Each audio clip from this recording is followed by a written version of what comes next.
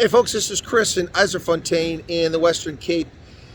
The news breaking over the last couple days once again after Julius Malema's 10th anniversary dinner, his big gala at FMB Stadium, where one of his supporters dancing fell to his death. EFF says they're going to pay for that funeral for that supporter, but who's going to pay for the funeral of Theo Becker, a South African farmer in his 70s, brutally tortured, butchered, and murdered by domestic terrorist thugs in one of the latest farm attacks here in South Africa? It's horrific.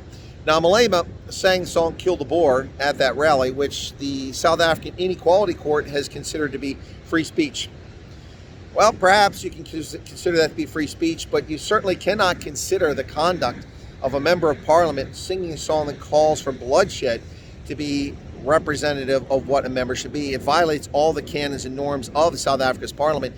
Should have been suspended and kicked out of parliament long ago.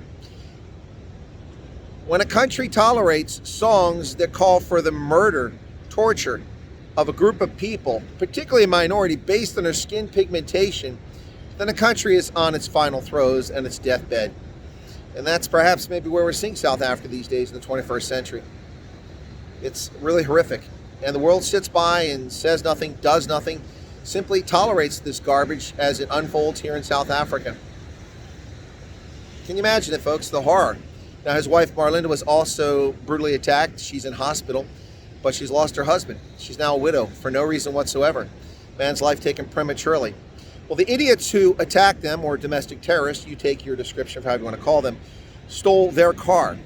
A small car, obviously not wealthy people. Little tiny four-door sedan. And when they left, they flipped it over in a field because obviously they're morons. And so the police caught them all.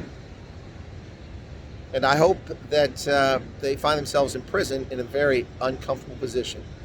Truly horrific what's happening here, folks. The world is looking the other way, completely ignoring the racism, the bigotry, the horror unfolding in South Africa each and every day. It is disgusting. It is vile. It's unacceptable. And the world must know, folks. Hashtag the world must know. It's something that really needs to be reported on. This story appears in no English language newspaper that I can find in South Africa or website.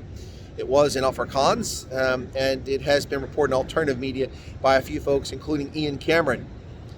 And that's about it. A man's life taken in a brutal fashion. But listen, it's not just farm murders. Over 80 South Africans are murdered each and every day in this lawless country.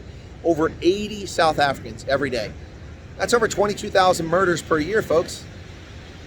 A country 1/6 the size of the United States with 50% more murders per year. And I thought we had it bad in the USA. Truly horrific to be a South African. You feel for folks. Such a wonderful, beautiful country full of lovely, amazing people. Afrikaner, Portuguese, Venda, Xhosa, Tswana, Basotho, Zulu, Khoi, San, all kinds of fascinating people, culture, languages, destroyed by politicians and willfully allowing lawlessness to pervade in the land of gangsters. Theo Becker, murdered by domestic terrorists. Hey folks, share this video, let people know about what's going on in South Africa. Do appreciate it. Take care of yourselves.